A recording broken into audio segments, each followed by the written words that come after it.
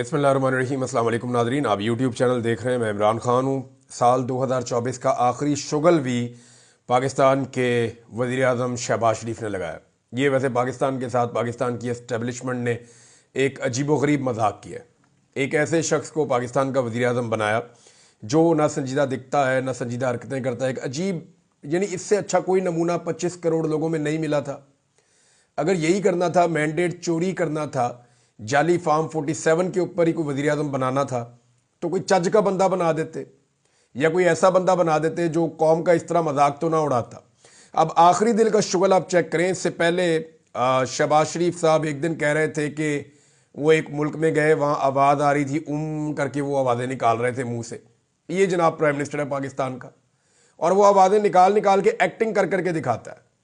अच्छा, अभी जो साल के आखिर दिन में वो आवाज़ बदल गई है। अब वो कहीं जापान गए हैं, वहाँ पे आवाज़ तब्दील हो गई है और वहाँ पे कह रहे हैं जनाब अब ऊ करके आवाज़ आ रही थी। एक और जगह पे गए हैं कहीं पे शहबाज शरीफ साहब, और उन्होंने कहा जी वहाँ पे वो एहतजाज हो रहा था, यानी वो काम जारी था और एहतजाज हो रहा था, तो ऊ करके एहतजाज करने तो शहबाज शरीफ साहब को बहुत पसंद आया। तो आज के बाद जब भी शरीफ खानदान एहतजाज करना चाहे ना, तो इनको सिर्फ ऊ पे लगाना है, सिर्फ कि जनाब आपका सबसे अच्छा एहतजाज जो आपका पसंदीदा, जाएं जाके अपने घर बैठे और वहां पे ऊ करके आप एहतजाज करें।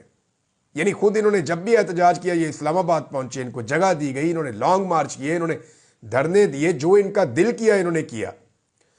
ये बैठ गए, अपनी इनकी हुकूमत थी और पंजाब के अंदर ये मीनारे पाकिस्तान बैठ के पंखे चलते थे, तो खुद तो इन्होंने ऊ करके कभी एहतजाज नहीं किया।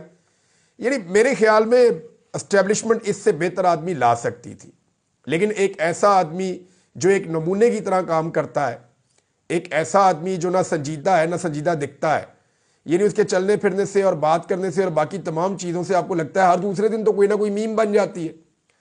तो मुझे ऐसा लगता है कि इस सीट से बदला लिया गया, यानी वजीर आजम का जो ओहदा है उसको बेतौकीर किया गया है कि हम ऐसा बंदा लाकर यहां बिठाएंगे कि ये ओहदा ही लोग संजीदा ना लें, इसकी लोग इज्जत करना ही छोड़ दें। यानी आप और कुछ नहीं कर रहे, आप सिर्फ और सिर्फ इस ओहदे को बेतौकीर कर रहे हैं ताकि लोगों के दिलों में इस कुर्सी और मनसब की इज्जत खत्म हो जाए। यानी सिंपल ये है कि सुनिया हो जन गलियां ते विच मिर्जा यार फिरे, कि कोई और मुकाबले में हो ही ना कभी। कभी इनकी हरकतें चेक करके ना, मेरा ये वैसे गुजारिश है एस्टेब्लिशमेंट से कि आप सोचिएगा कि आपने पाकिस्तान पर कितना बड़ा जुल्म किया है।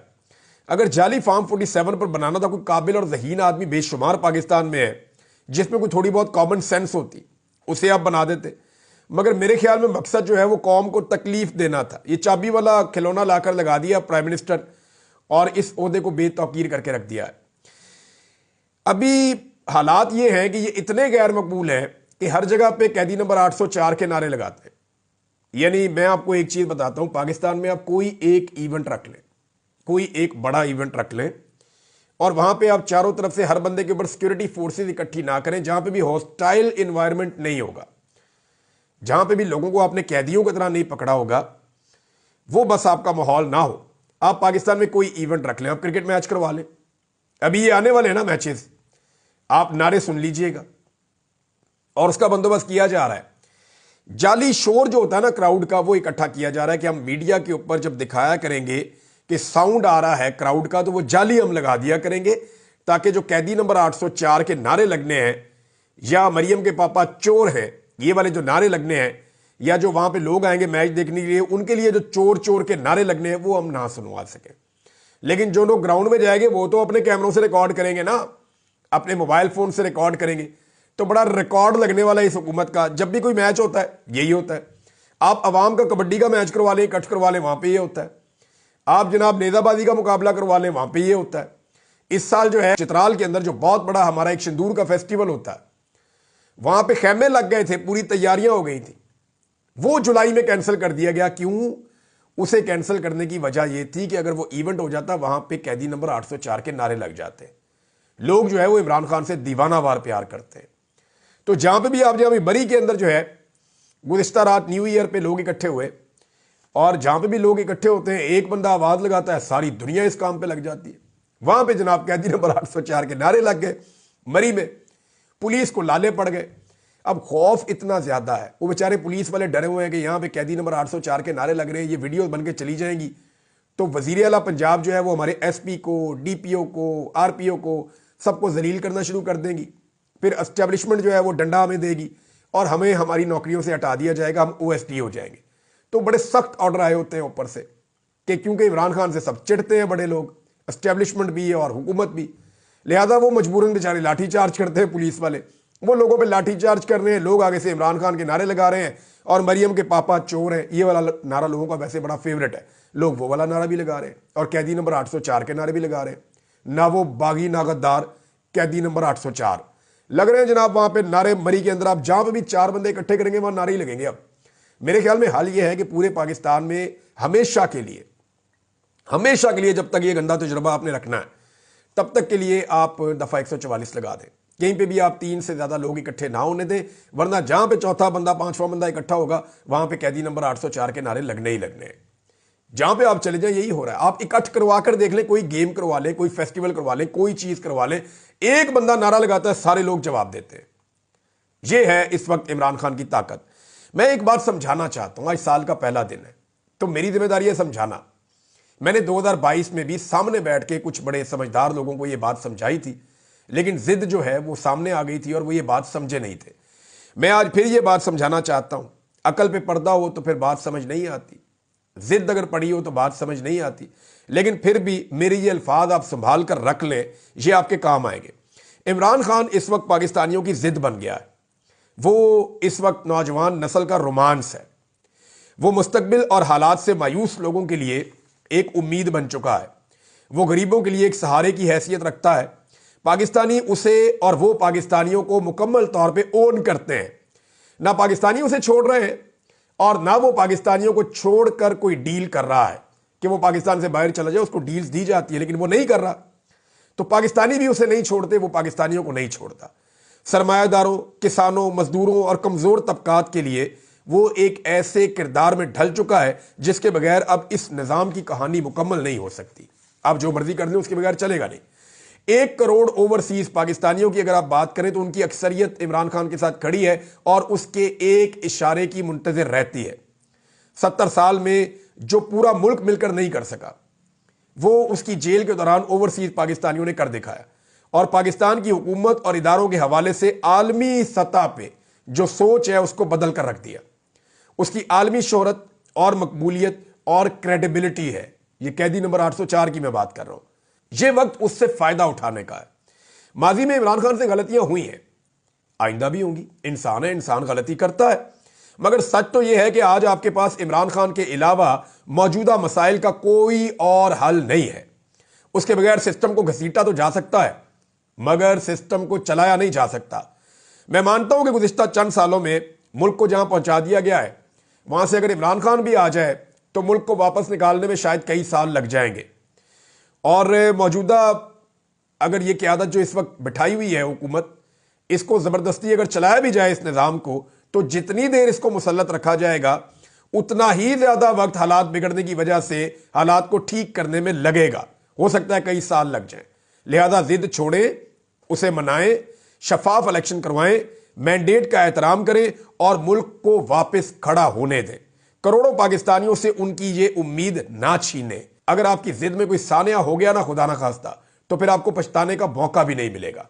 इमरान खान एक चांस है इस कौम के लिए और ये चांस पाकिस्तान को लेना चाहिए। मैं ये नहीं कह रहा कि इमरान खान को दूध और शहद की नहरें बहा देंगे इस मुल्क में, लेकिन उनके बगैर अब सिस्टम चल नहीं सकता। लोग इस बात को मान चुके हैं। आपको इमरान खान को चांस देना पड़ेगा, चाहे वो कामयाब हो चाहे वो नाकाम हो, क्योंकि उनके बगैर कामयाबी के इम्कानात है ही नहीं। जिस निजाम को आप घसीट रहे हैं, ये घसीट रहे हैं आप, इससे ये निजाम चलेगा नहीं जब तक मर्जी आप घसीट लें। तो सिंपल इज दैट कि इमरान खान का दौर है, इसको तस्लीम करना पड़ेगा। इमरान खान को मौका देना पड़ेगा, उसको फ्री हैंड देना पड़ेगा। वो पाकिस्तान को आगे ले जाने की कोशिश करेगा। हो सकता है कि हम उसमें कामयाब हो जाए। नाज़रीन, मिफ्ता इस्माइल साहब ने एक सर्वे करवाया था। देखें, इमरान खान इतनी बड़ी रियलिटी है कि हर बंदा अब उसकी गवाही देता है। मिफ्ता इस्माइल वगैरह जो है वो इमरान खान साहब के अपोनेंट हैं। अब उन्होंने जो सर्वे करवाया, उस सर्वे को आप सुनेंगे आपको आइडिया हो जाएगा। उन्होंने कहा जी, शाहिद खाकान अब्बासी साहब ने और मैंने इलेक्शन से पहले एक सर्वे करवाया था जिसके मुताबिक सारे पंजाब में इमरान खान की नून लीग पर लीड डबल थी, यानी वो 2/3 अक्सरियत से ऊपर जाकर जीत रहा था। कराची में मेरा ख्याल था कि 15 सीटें इमरान खान साहब जीतेंगे, लेकिन वो 22 में से 20 जीत गए थे। 8 फरवरी 2024 को। 8 फरवरी को अवाम ने एस्टेब्लिशमेंट को सरप्राइज दिया था। ये जनाब मिफ्ता इस्माइल साहब का स्टेटमेंट है। और इमरान खान साहब का इस वक्त जो मूड है और जो उनका अंदाजा है और जो उनका हौसला है, उनके एक स्टेटमेंट के अंदर, एक जुमले का स्टेटमेंट आया सिर्फ इमरान खान साहब का। ये नए साल के ऊपर मैं आपको उनका स्टेटमेंट सुना रहा हूं और आप अंदाजा कर लें इस एक स्टेटमेंट से कि इमरान खान साहब का एतमाद कहां पे खड़ा है और पूरा सिस्टम कहां पे खड़ा है। इमरान खान ने कहा कि पूरा निजाम अपने घुटनों पर आ चुका है और ये एक रियलिटी है। अब इससे आप भागते जाएं जब तक आप भाग सकते हैं, लेकिन हकीकत यही है कि पूरा का पूरा निजाम अपने घुटनों पर आ चुका है। एक और खबर है नाजरीन, और वो खबर है जनाब एजाज चौधरी साहब के हवाले से। एजाज चौधरी साहब ने बड़ी तकालीफ बर्दाश्त की है। 9 मई के बाद से वो जेल में बंद है लाहौर में, और कई मरतबा उनकी बीमारी की इत्तलात भी आई, वो काफ़ी बीमार हुए, लेकिन इसके बावजूद उन्होंने सरेंडर नहीं किया। वो इमरान खान के वफादार साथियों में से हैं। पहले वो पंजाब के सदर भी रहे थे। सेनेटर होने के बावजूद इस सिस्टम ने, यानी अब जब एस्टेब्लिशमेंट चाहे ना तो जो मर्जी आप कर ले, एक सेनेटर होने के बावजूद वो शख्स सेनेट के अंदर नहीं जा सका।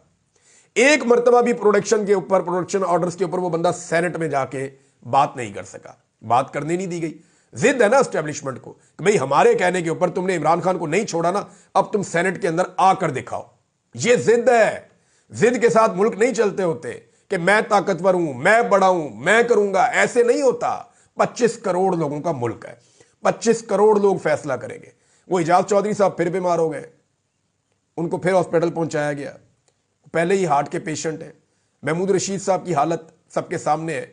जो कुछ हुआ उमर चीमा के साथ, यास्मीन राशिद साहिबा के साथ, जो कुछ बर्दाश्त कर रहे हैं शाह महमूद कुरैशी साहब, और सबसे बढ़ के जो जुल्म और बर्बरियत इमरान खान साहब के साथ हुई है, इसकी माजी में कोई मिसाल नहीं मिलती।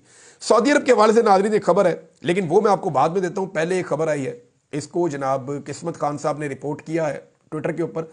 वैसे इसको एक्सप्रेस ने भी रिपोर्ट किया है कि भारतीय बिजनेसमैन जंदल और उनकी फैमिली, उनकी बेगम जो संगीता, ये जो जाती उम्रा में नवाज शरीफ के पोते की शादी में शरीक हुए हैं। अभी जो शादी हुई है 2017 में, जंदल उस वक्त पाकिस्तान आकर नवाज शरीफ से मिले जब रॉ जासूस कलभूषण को सजाए मौत हुई और मकबूजा कश्मीर में हालात खराब थे।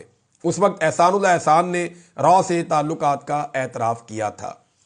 अब जनाब ये जंदल साहब आए हैं जनाब, आके उन्होंने शिरकत की है, और ये कोई बुरी बात तो नहीं है। आपका दुनिया में कहीं पे भी दोस्त हो सकता है। अगर भारतीय बिजनेसमैन नवाज शरीफ का दोस्त है और वो शादी में आना चाहता है तो इसमें कोई बुरी बात नहीं है, और अगर वो इंडियन है तो इसमें भी कोई बुरी बात नहीं है। यानी इसको आप गद्दारी क्यों बना लेते हैं? यही खेल खेला पाकिस्तान की एस्टेब्लिशमेंट ने हमेशा, और इस्तेमाल किया लोगों को। मादी में हम पाकिस्तानी इस्तेमाल होते रहे। भाई अगर नवाज शरीफ का दोस्त है, एक इंडियन बिजनेसमैन है, और वो नवाज शरीफ के बच्चों की या पोते पोतियों की या नवासियों की शादी में आना चाहता है, व्हाट्स द प्रॉब्लम? आने दो उसको, कोई बात नहीं। लेकिन क्योंकि नवाज शरीफ ने हमेशा ये गंदा कार्ड इस्तेमाल किया बाकियों के खिलाफ और एस्टेब्लिशमेंट के साथ मिलकर किया, तो ये कार्ड उनके खिलाफ भी इस्तेमाल हो जाता है। मेरे ख्याल में सबको इजाजत होनी चाहिए। थोड़ा अर्सा पहले बड़ी अच्छी तरह मुझे याद है, वो कुछ जर्नलिस्ट हैं भाई, एक इंफॉर्मेशन सेक्रेटरी एक पॉलिटिकल पार्टी का, रऊफ हसन साहब की बात मैं कर रहा हूं। उनके ऊपर जब अटैक किया गया, उनको गिरफ्तार किया गया, उनका फोन लिया गया। जनाब इंडियन सहाफी से रब्ता है। और भाई मेरे रब्ते हैं अमेरिकन सहाफियों से, इंडियन सहाफियों से, यूरोपियन सहाफियों से, बेशुमार से। अहमद मीर साहब के रब्ते हैं, काशिफ अब्बासी साहब के होंगे, बाकी सब सहाफियों के। भाई हम सहाफी एक कम्युनिटी है, हम एक दूसरे के साथ नोट्स शेयर करते हैं। हमारे बहुत सारे जर्नलिस्ट जो हैं वो इंडियन चैनल्स के ऊपर इंटरव्यूज देते हैं, उनके बहुत सारे लोग जो हैं वो हमारे चैनल्स के ऊपर इंटरव्यूज देते हैं। तो इसमें क्या प्रॉब्लम है भाई? तुसी जंग लड़ना, कश्मीर आजाद करवाना तुहाडा काम है बंदूकों के नाल। हमारा काम कलम का, हम अपना काम कर रहे हैं। अपना काम करना नहीं, हमारे काम के अंदर जनाब ये भी गद्दार है, वो भी गद्दार है। पहले नवाज शरीफ जब 2017 में एस्टेब्लिशमेंट के नवाज शरीफ के साथ ताल्लुकात अच्छे नहीं थे ना, तो एस्टेब्लिशमेंट ने सबको खबर दी थी कि ये नवाज शरीफ गद्दार हो गया, चोर हो गया, फ्रॉड हो गया। देखो ये इंडियन मेहमानों को इसने बुला लिया, देखो इंडियंस को इसने अपने घर पे बुला लिया, ये गद्दार है नवाज शरीफ, ये पाकिस्तान का दुश्मन है, मोदी का यार है। ये कहानियां एस्टेब्लिशमेंट ने करवाई थी। अब देखें कैसी खामोशी है, क्योंकि नवाज शरीफ इस वक्त एस्टेब्लिशमेंट के जूते पॉलिश कर रहे हैं, तो इस वक्त कोई किसी को एतराज नहीं है। कितनी मजे की बात है ना? इंटरेस्टिंग। तो मामला गद्दारी का नहीं है, जनरल बाजवा के ताल्लुकात नहीं है इंडियंस के साथ। इंडियन कारोबारी लोगों के साथ उनकी भी फोटोज आई हुई है। जनरल बाजवा की। ये जितने लोग रिटायर होते हैं, बाहर जाते हैं, तो इंडियन के साथ मिलते हैं, उनके साथ बातचीत करते हैं, उनके साथ इनकी पर्सनल यारियां दोस्ती हैं। ये पाकिस्तानी फौज के लोग और इंडियन फौज के लोग जब बाहर दूसरे मुल्कों में जाकर आपस में ट्रेनिंग्स कर रहे होते हैं, तो इनकी तो बड़ी अच्छी दोस्तियां यारियां हैं, मैं अच्छी तरह जानता हूं। तो कौम को लगाया हुआ गद्दारियों के सौदा बेचने के लिए। तो अगर नवाज शरीफ के घर में जिंदल आ गया, बड़ी अच्छी बात है, उनका दोस्त है, कल को जिंदल के घर में शादी होगी, नवाज शरीफ को भी जाना चाहिए। भाई दोस्ती दोस्ती होती है, लेकिन क्योंकि ये गंदा खेल नवाज शरीफ साहब ने बहुत खेला है, तो उनको सिर्फ ये वार्निंग है कि इस खेल को आप बंद कर दें। यानी आपके खिलाफ इसको इस्तेमाल नहीं किया जा रहा, तो आप भी बाकियों के खिलाफ ये गंदा हथियार इस्तेमाल करना बंद कर दें। ये एक पुराना तरीकाकार है एस्टेब्लिशमेंट का कि इसको इंडिया के साथ टैग कर दो। वो एक ब्यूरोक्रेट ने अभी इंटरव्यू दिया ना, उसने बताया कि मुस्लिम लीग नून के एक बंदे को हम तोड़ रहे थे, उसको कह रहे थे कि तू कोई तेरे अंदर से कुछ निकलेगा, इसको फंसाना है, इस पे केसेस बनाने। तो वो एक मिलिट्री ऑफिसर था, उसने ब्यूरोक्रेट के सामने अपनी जेब से निकाल के 2 कार्ड रखे इंडियंस के। उसने कहा ये 2 कार्ड डालते हैं ना इसके ऊपर, ये गद्दार बन जाएगा, अभी इसके ऊपर एक केस डल जाएगा। तो ये तो मेंटेलिटी है कि जनाब इंडिया के साथ आपने बात कर ली, या कोई इंडियन आपके साथ टेलीफोन पे, और भाई ग्लोबल विलेज है, दुनिया कहां से कहां पहुंच गई है, और आप अभी वहीं पे खड़े हुए हैं, और कौम को कहीं और खड़ा किया हुआ है, खुद कहीं और खड़े हुए हैं। यानी अपने ताल्लुकात सबके साथ ठीक रखने हैं, कौम को बताना है हम नहीं छोड़ेंगे। ये ऐसे जो है ना, वो पाकिस्तान नहीं चलेगा। पाकिस्तानियों की आंखें खुल रही हैं, मामलात को क्रिस्टल क्लियर करें, चीजों को ठीक करें, और मामलात को उस तरफ लेकर जाएं जहां आलमी सतह पे आजकल दुनिया बढ़ रही है। दुनिया एक ऐसी सदी में दाखिल हो गई है जहां पे हर चीज डिजिटल है। कोई चोरी करने का, स्कैम करने का वो तरीकेकार ही बदल गए हैं। कोई अब सोच भी नहीं सकता जो कुछ पाकिस्तान में अभी तक हो रहा है। दुनिया इतनी एडवांस हो गई है कि आप अरबों के पास चले जाएं, गल्फ कंट्रीज में, वहां जाकर आप देखें तो आपकी आंखें फटी रह जाती हैं। आप हैरान हो जाते हैं कि इतना ज्यादा डिजिटलाइज्ड हो गया है वर्ल्ड, और हम कहां खड़े हैं, इंटरनेट बंद कर दो, मुझे शार्क इंटरनेट खा गई है जनाब, हमारा ये हो गया है, अब हम इंटरनेट नहीं चला सकते। दुनिया के अंदर बदनाम करके रख दिया, मुंह काला कर दिया। पाकिस्तान दुनिया में दूसरे नंबर पे है, म्यांमार के बाद, जिसका इंटरनेट सबसे ज्यादा देर तक 2024 में बंद रहा। अब आ जाए सऊदी अरब वाले इशू पे, इस पे बात जरूर होनी चाहिए। गो के मुसद्दिक मलिक साहब मुकर गए हैं। खबर यह चल रही थी कि काबीना ने शायद मंजूरी दे दी है कि 15% जो शेयर्स हैं रेकोडिक के, वो दे दिए जाए सऊदी अरब को। अब जरा आप समझ लें कि ये है कितने का। खबर ये आती है कि कुछ 540 मिलियन डॉलर्स में ये दे दिया जाए, तो 1000 मिलियन डॉलर्स का जो है वो 1 बिलियन होता है। 1 बिलियन डॉलर जो है वो 1000 मिलियन डॉलर्स का होता है। आधे बिलियन डॉलर के अंदर ये 15% सऊदी अरब को दे दिया जाए। इसकी जो कीमत लिखी हुई है ना, मुख्तलिफ चीज़ों पे अगर आप रिसर्च करें तो इसमें कॉपर निकलता है और सोना निकलता है, और सोने को ओंस के अंदर तोला जाता है और कॉपर को टन्स के अंदर तोला जाता है। इसकी वर्थ खर्चा निकाल के सारा कुछ करके भी कम से कम 100 अरब डॉलर से ज्यादा की है रेकोडिक की। 50% हमने उन कंपनियों को दिया हुआ है, और वो भी गलत दिया हुआ है जो वहां से निकाल रही है, बाकी 50% हमारा है। अच्छा, वो निकालने के खर्चे में उनको 50% हमने दिया हुआ है, जो हमें मिलेगा वो निकला निकलाया मिलेगा। तो हमने अपने निकले निकलाए में से अगर किसी को 15% देना है तो उसमें निकालने का खर्चा नहीं है। तो 15% जो है वो कम से कम भी अगर हो, कम से कम भी अगर हो, क्योंकि उसके अंदर खर्चा शामिल नहीं है, तो उसको 20 अरब डॉलर का तो होना चाहिए, या इससे ज्यादा का होना चाहिए। 20 अरब डॉलर या इससे ज्यादा का होना चाहिए, क्योंकि टोटल माइंस की जो वैल्यू है वो 100 अरब डॉलर से 150 अरब डॉलर के बीच में बताई जाती है। तो ये 15 से 20 अरब डॉलर का 15% होना चाहिए, क्योंकि कोरा है, निकालना उन्होंने है, उनकी रिस्पॉन्सिबिलिटी है।